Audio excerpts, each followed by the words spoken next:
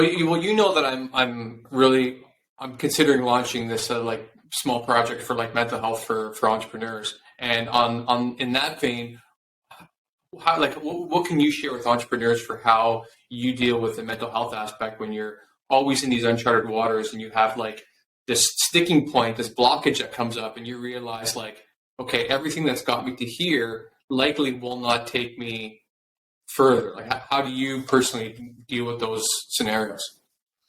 Yeah, for sure. I think the one thing that I have been very consistent with in the past couple of years is I'll just absolutely prioritize exercise and sports and stuff like that. And I think that that's made a big difference. Because there's some times during lockdown, etc., where we'd be really stressed out, and then, you just go and play like a paddle game, or you go to the gym or something like that. It makes a huge difference. And I think that there was kind of just a mindset shift a couple of years ago, where I was kind of like, it's so easy to say like, oh, I'm too busy, I'm too stressed, I can't hit the gym today, or I can't go for play sports, or I can't go for a run, or whatever it is. And at some point there was kind of a mindset shift where I was like, no, like this is a non-negotiable thing for me. Like this is something that doesn't matter how busy it gets, how stressful it gets, I'm always going to go and do that, because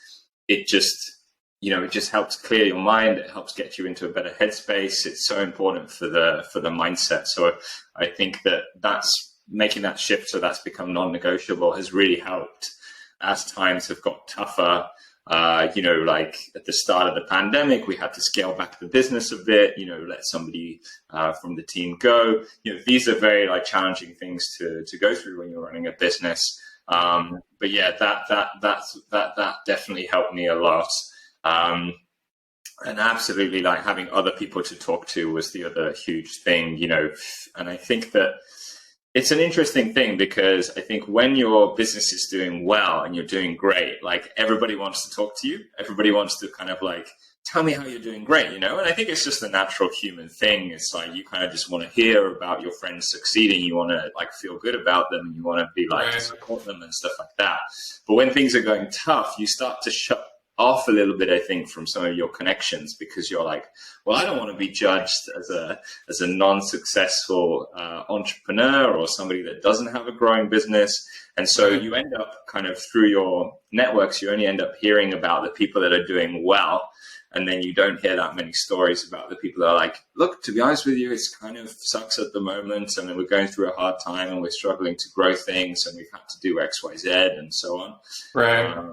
And so it's always quite refreshing. Like I went to a friend's wedding recently. It was kind of refreshing to talk to another entrepreneur who was like, yeah, we just bought all these sunglasses. We have this huge stock of sunglasses and we can't sell it. And I don't really know what I'm going to do and stuff. And you're kind of like, okay, it's good to hear from that range of stories. It's like, not everybody's crushing it every single day, Right.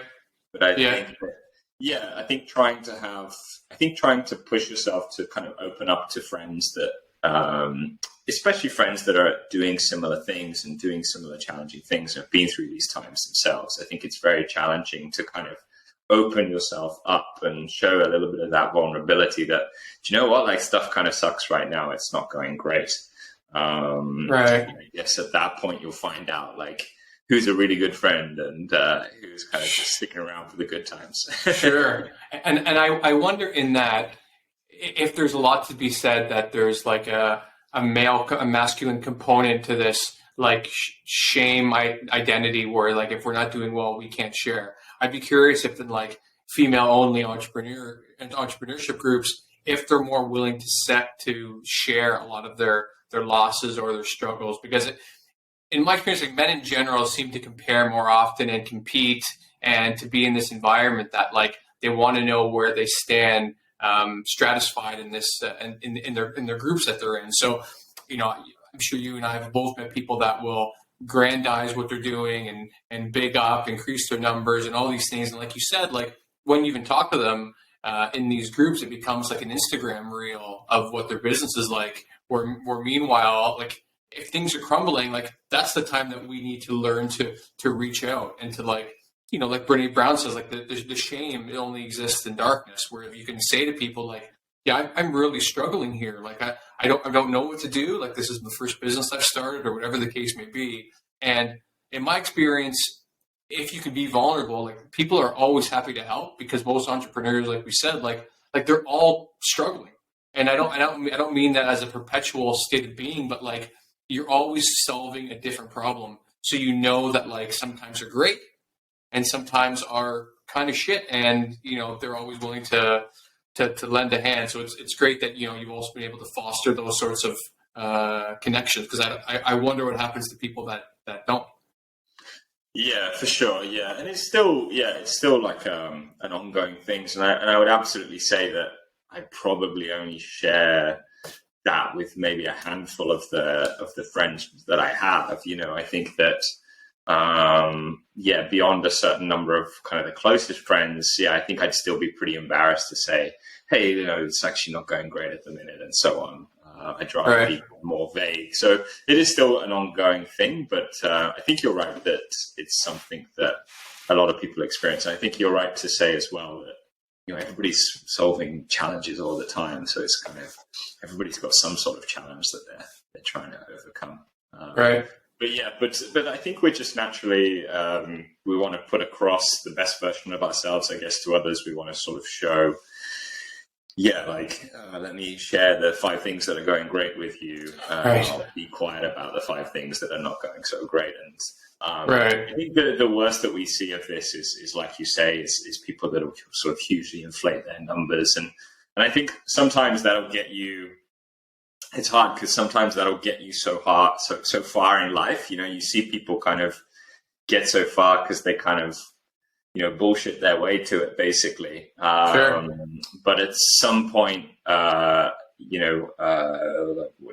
the phrase? Like the emperor has no clothes. It's like, at some point you get revealed for being a bit of a fraud, and then it's a huge downfall from there. So it's not a kind of wise path to follow, basically. Yeah. And I wonder how many people feel that imposter syndrome all the time, in which like even they're doing well, but if they're in a group environment where everyone around them has businesses that are like X amount larger, then they feel like, well, should I even be here? And so that leads them to be like, well, maybe I'm the imposter, that I don't want to be found out to have no clothes. It's a delicate balance when you start like entering these different groups. Like I think I heard a long time ago that it's always good to be in the middle of that pack, where like you can help people beneath you, and it can keep you humble and helping, but also have people above you that you can learn from. So everyone kind of has these new ideas, but no one kind of feels like out of place. Yeah, for sure. And I think the other thing is the other thing that has worked really well for me is the gratitude journaling. It sounds so basic, it sounds so basic to say like, workouts, gratitude journaling, but it really has worked. Just Me writing too. 3 things at the start of the day I'm grateful for, and I'm supposed to do it in the evening as well, but I think 90% of the time I'll just do it in the morning. But it's still it's still really, really helpful. It's just something about it kind of reframes your mind a bit. It sort of reminds you that there's there's stuff outside of work as well. If you can't, if you're you can't get this kind of satisfaction from work because it's challenging, and targets are not being hit, deadlines are being missed, etc., etc. It kind of reminds you like, there's this like whole other life of work, and sometimes it's very easy for work to kind of just like grab hold of you and drag you in, basically. So for sure, basic, but it works. I started doing even so like those gratitudes in the morning, not every morning, but when I remember. And like I have a specific this little notebook here, and basically like I will just do like it's like 2 entries. You can't even see what it's like, but 2 entries per page. And after the things I'm grateful for, I'll do a positive experience from the day before, and then I started adding 2 positive experiences in general from my life.